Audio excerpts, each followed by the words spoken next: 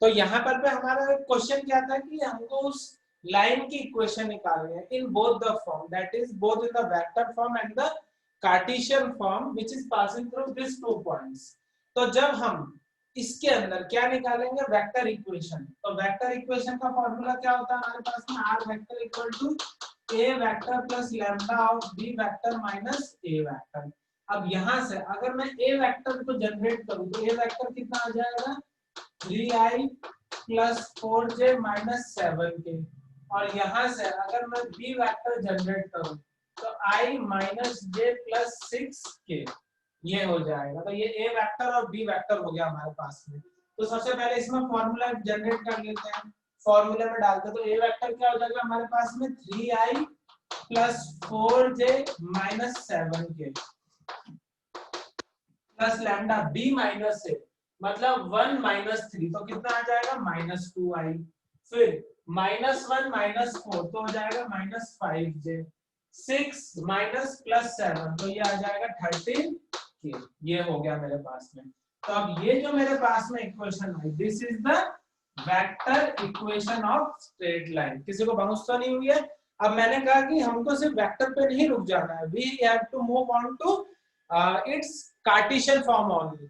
तो Cartesian form क्या होती है, x minus x1 upon x2 minus x1, y minus y1 upon y2 minus y1, z minus z1 upon z2 minus z1। अब इसमें ये क्या हो जाएगा मेरे पास में, this will be x1 y1 z1, this will be x2 y2 and z2। तो फटाफट वैल्यू रख दो, x minus x1 3, x2 minus x1 तो 1 माइनस 3 कितना हो जाएगा माइनस 2, y माइनस y1 मतलब y minus 4, y2 minus y1 तो माइनस 1 माइनस 4 कितना हो जाएगा माइनस 5, और 6 माइनस प्लस 7 तो ये आ जाएगा, सॉरी z माइनस में ये प्लस 7 और इसको जब घटाएंगे तो ये कितना आ जाएगा 13।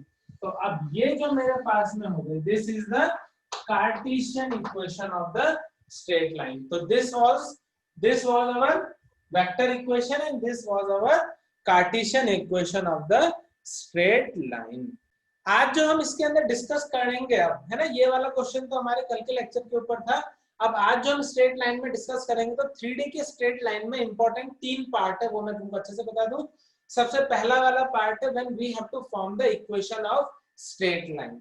और इक्वेशन ऑफ स्ट्रेट लाइन दो तरीकों से फॉर्म होती है, हमने दोनों देख लिए। जब एक पॉइंट से जिससे वो पास हो रही है और एक डायरेक्शन रेशियो जिससे वो पैरेलल हो, जब ये दोनों से हमको करना रहेगा वो हमने देख लिया। जब दो पॉइंट से पास हो रही है तो लाइन की इक्वेशन कैसे फ्रेम करते हैं, both in the vector and the Cartesian form, ये हम डील कर चुके हैं।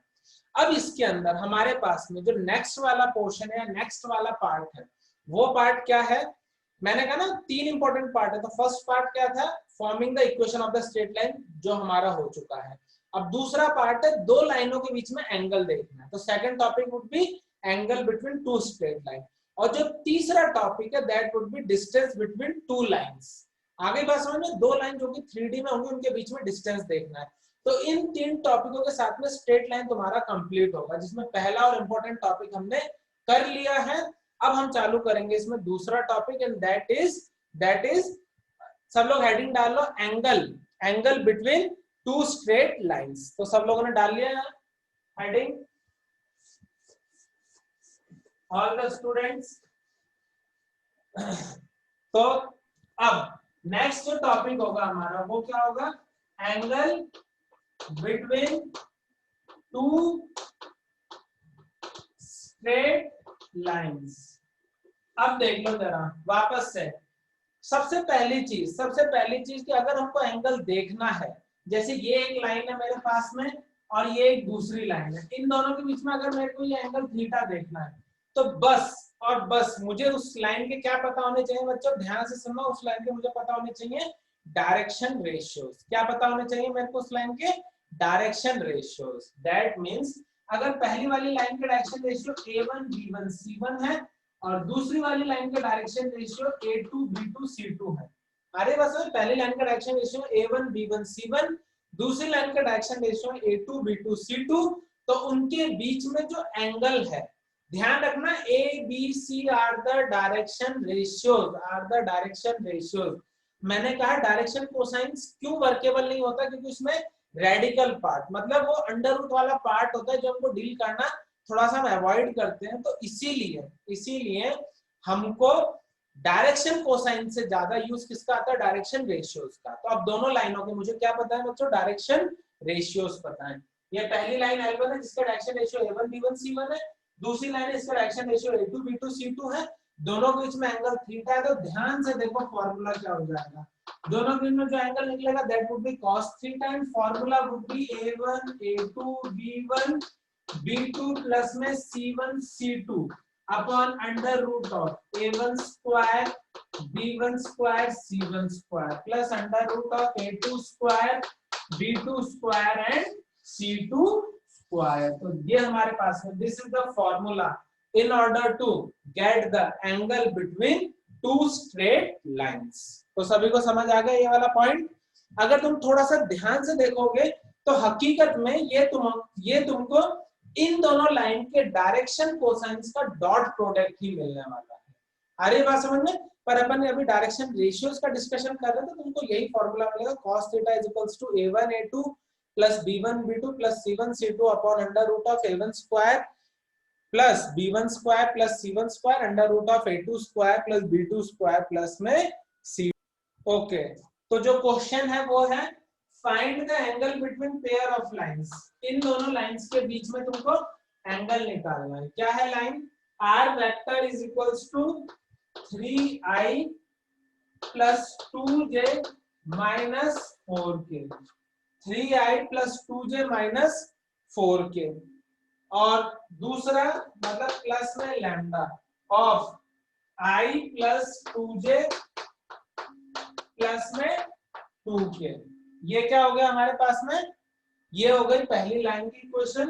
दूसरी लाइन की इक्वेशन है हमारे पास में 5i फिर उसके बाद में माइनस 2j प्लस में mu 3i plus 2j 3i plus 2j plus में 6k। जल्दी से मैंने क्या दे दिया है तुमको? मैंने दे दिए दोनों लाइनों की इक्वेशन। इन दोनों लाइंस के बीच में तुमको एंगल निकालना है। अब बहुत ध्यान से और तसल्ली से तुमको ये देखना है कि पहली लाइन और दूसरी लाइन का एंगल निकालने के लिए सिर्फ तुमको पता होना चाहिए डायरेक्शन रेशियो। तो पहली लाइन का डायरेक्शन रेशियो कहाँ लिखे हैं और दूसरी लाइन का डायरेक्शन रेशियो कहाँ लिखे हैं, वो तुमको इसमें से बहुत अच्छे से क्लियर होने चाहिए। अरे बात समझ? अब ट्राई मारो तुम लोग। अब देखो यहाँ पर मेरे को R वेक्टर है 3i plus 2j minus 4k lambda times of this. तो मुझे सिर्फ और सिर्फ इस लाइन जो कि वेक्टर इक्वेशन में दिया गया है इसमें ये जो लिखा है बस यही क्या है? Direction ratios. तो पहली लाइन का डायरेक्शन रेशियोज क्या है? 1 2 और 2। आ रही है बात समझ में?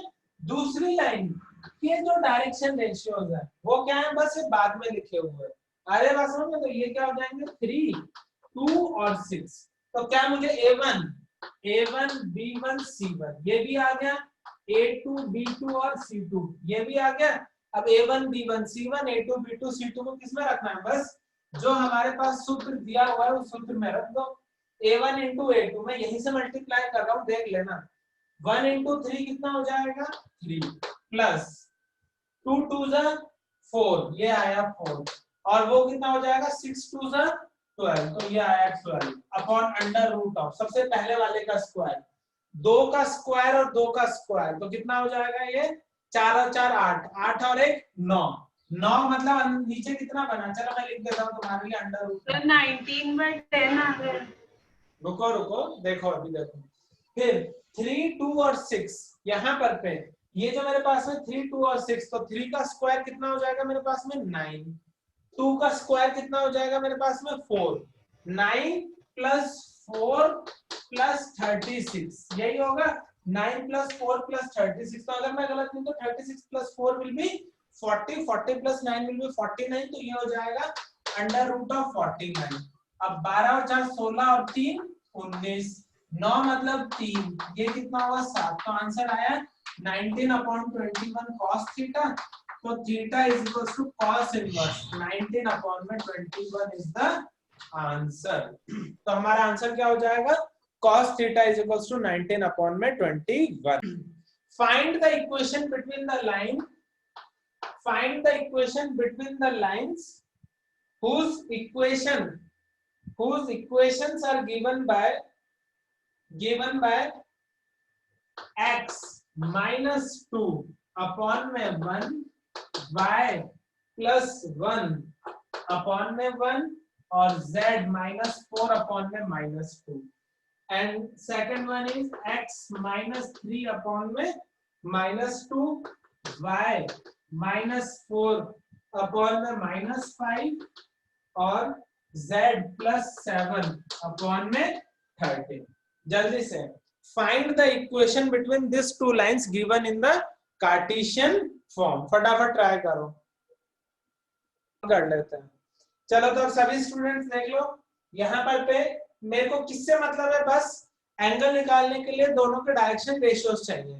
तो पहली लाइन के डायरेक्शन रेशियोज क्या है, 1 1 और -2, और दूसरी लाइन का डायरेक्शन रेशियो -2 -5 और 13, -2 -5 और 13। तो ये हो गया मेरे पास A1 B1 C1, ये हो गया A2 B2 और C2। फटाफट से इसका भी अब cos थीटा निकालना चालू करें, यही एंगल रख करके A1 A2, तो ये कितना हो जाएगा -2, फिर उसके बाद में B1 into B2, तो ये हो जाएगा -5, फिर C1 into C2, तो ये कितना हो जाएगा -2, तो ये कितना हो जाएगा -26 अपॉन में अंडर रूट ऑफ A 1 2 4 और 2 कितना हो जाएगा 6, तो ये हो जाएगा अंडर रूट 6, 2 4 25 और 4 29, 13 और 29, 13 मतलब 169 प्लस में 29, तो 9 and 9 8, 6 2 8 और 1 9, तो ये आ जाएगा अंडर रूट ऑफ 198।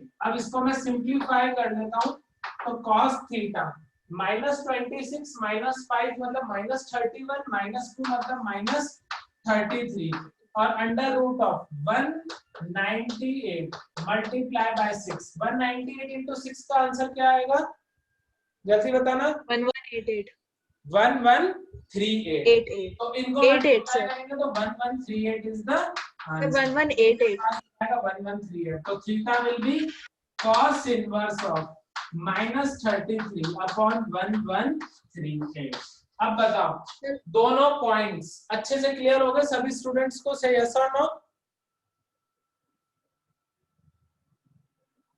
चलो तो अब यहाँ पर पे अगर मेरे पास में दो लाइनें हैं, हाँ कि ना, तो ये दो लाइन से दो तरीके की कंडीशन जनरेट कर सकते हैं अपने बीच में एंगल की।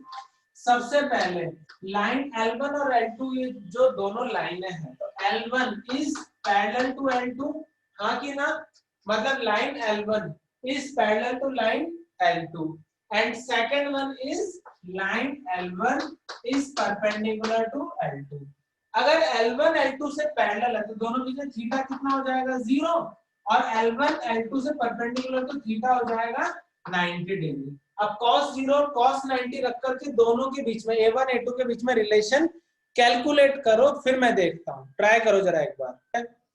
ट्राई किया तुमने, L1 is parallel to L2, तो इस केस में थीटा कितना हो जाएगा 0, थीटा 0 हुआ तो मतलब cos 0 की वैल्यू कितनी आती है हमारे पास में, cos 0 की वैल्यू कितनी आती है बताओ, 1 आ जाती है, हाँ कि ना, cos 0 विल बी 1।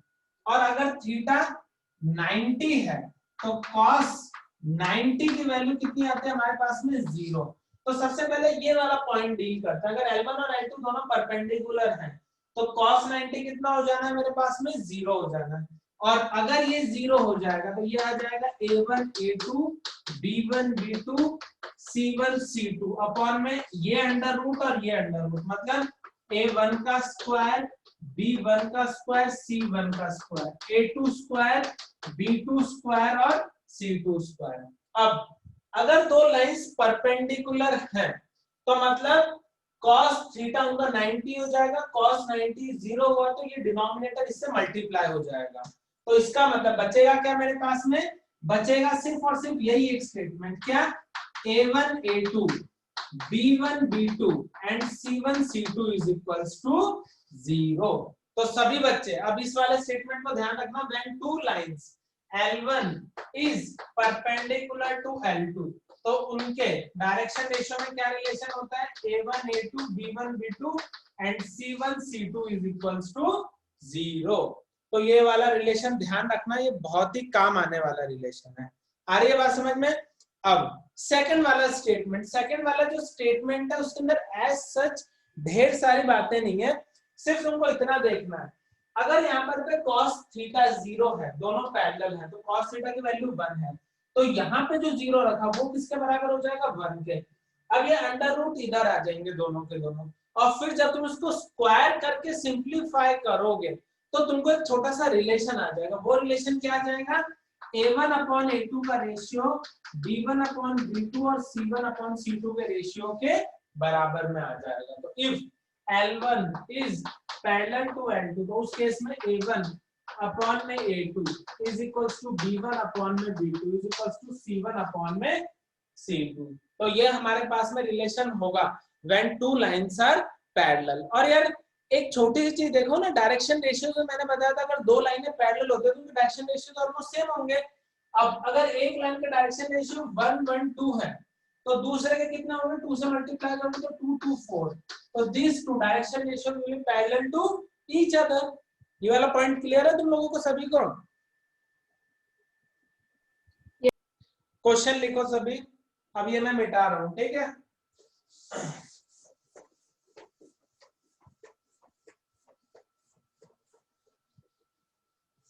बस ये अब इक्वल टू 0 है, तो ये रिलेशन हमारे पास में अननोन कैलकुलेट करने के काम में आता है।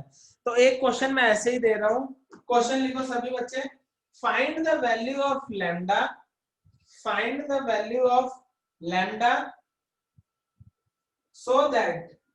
so that the lines 1 minus x upon में 3 7y minus 14 upon में 2 lambda और z minus 3 upon में 2, ये पहली लाइन हो गई।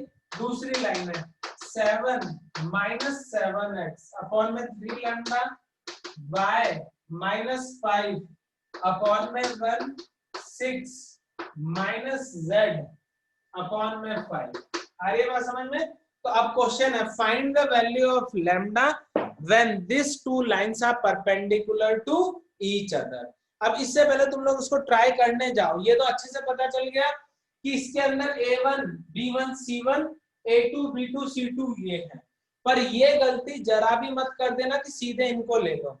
क्या है कि तुमको इसको स्टैंडर्ड फॉर्म में रिड्यूस करना पड़ेगा इक्वेशन को। तो कार्टेशियन फॉर्म में फोटो कुछ ऐसी होती है, x minus x1 upon a, y minus y1 upon b, z minus z1 upon में c। x आगे होना चाहिए, ये पीछे है, तो पहले ऊपर नीचे माइनस से मल्टीप्लाई करके x को आगे करो। इसके अंदर y आगे तो है पर y का कोएफिशिएंट है, तो 7 से ऊपर नीचे डिवाइड करके y के कोएफिशिएंट को 1 बनाओ। आ रही बात समझ में? जब इस फॉर्म में ये दोनों इक्वेशनें दिखने लग जाए, दैट मींस x y और z तीनों का कोएफिशिएंट 1 हो जाए, तीनों आगे हो जाए, अब जो नीचे abc बनेगा वही तुम डायरेक्शन कोसाइन डायरेक्शन रेशियोज मानोगे और फिर लैम्डा को कैलकुलेट करना चालू करोगे। अब ट्राई करो जरा इसको, ठीक है? देखो सबसे पहले मैंने कहा ना इसको इस फॉर्म में रिड्यूस करना है, तो ये हो जाएगा x माइनस 1, ऐसे मैं लिख देता हूँ, देखो इसमें से माइनस साइन बाहर निकलेगा तो वो इधर आ जाएगा, तो ये हो जाएगा x माइनस 1 अपॉन में माइनस 3। ये इसका काम हो गया। अब इसमें से 7 डिवाइड करेंगे तो y minus 2 upon 2 lambda by 7, ये आ जाएगा इसका। और z माइनस 3 अपॉन 2 से तो कोई गिले शिकवे है ही नहीं है, तो सही है।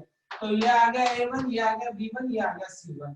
अब बारी है इसकी, तो इसको मैं लिख सकता हूँ x minus 1 upon minus 3 lambda by 7।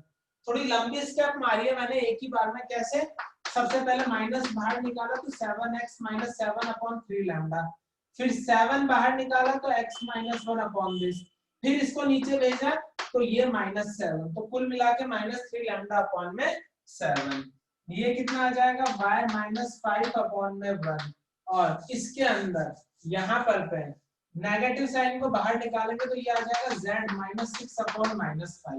तो ये आ गया a2, ये आ गया b2 और ये आ गया c2। अब क्योंकि ये दोनों लाइंस L1 एंड L2 क्या है, दोनों परपेंडिकुलर, मतलब दे आर एट 90 डिग्री, तो इन दोनों के जो प्रोडक्ट है वो कितने हो जाने हैं, 0। तो -3 इंटू -3 लैम्डा बाय 7 प्लस में 2 लैम्डा बाय 7 इंटू 1 प्लस में 2 इंटू -5 इक्वल टू 0। तो ये आ जाएगा -3 इंटू 3 मतलब 9 लैम्डा बाय 7, ये आ जाएगा 2 लैम्डा बाय 7 और ये आ जाएगा -10 इक्वल टू 0। ये उधर जाएगा, दोनों का एलसीएम तो 11 लैम्डा इक्वल टू 10 इंटू 7।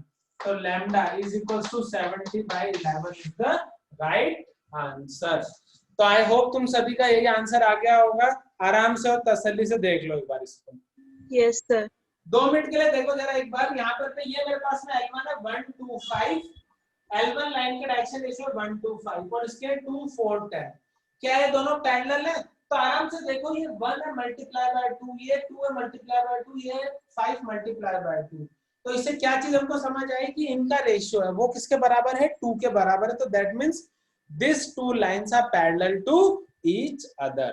ठीक है, चलो ओके स्टूडेंट्स, तो जो हमने आज क्लास के अंदर पढ़ा है उसके हिसाब से अब तुम एनसीईआरटी में कौन कौन से क्वेश्चन ट्राई कर सकते हो। तो जो मेरा पिछला लेक्चर था और जो अब ये वाला लेक्चर था, इन दोनों को मिला करके तुम एक्सरसाइज 11.2 एनसीईआरटी में क्वेश्चन नंबर 1 से लेकर के और क्वेश्चन नंबर 13 तक सारे सॉल्व कर सकते हो। और आरडी शर्मा के अंदर, आरडी शर्मा में 28th चैप्टर है नई आरडी के हिसाब से, तो उसमें फर्स्ट पोर्शन है, फर्स्ट एग्जांपल्स है 1 से लेकर के 10 तक। तो 1 से लेकर के 10 तक जो एग्जांपल्स है उनमें तुम इक्वेशंस फ्रेम करोगे, वो कर सकते हो। फिर सेकंड पार्ट में तुमको 2 लाइंस के बीच में एंगल बनाना रहेगा, एंगल कैलकुलेट करना रहेगा, वो वाला काम कर सकते हो। तो फर्स्ट और सेकंड पार्ट तुम आरडी शर्मा में से ट्राई कर सकते हो। तो अभी के लिए है ना, stay home, stay safe, enjoy yourself. और अगर तुमको सब कुछ पसंद आया, अच्छा लगा तो like share subscribe the channel और प्रेस द बेल आइकन। तो जैसे नया वीडियो आता है तो वो आपको अपडेट हो जाएगा। And do share with your friends also.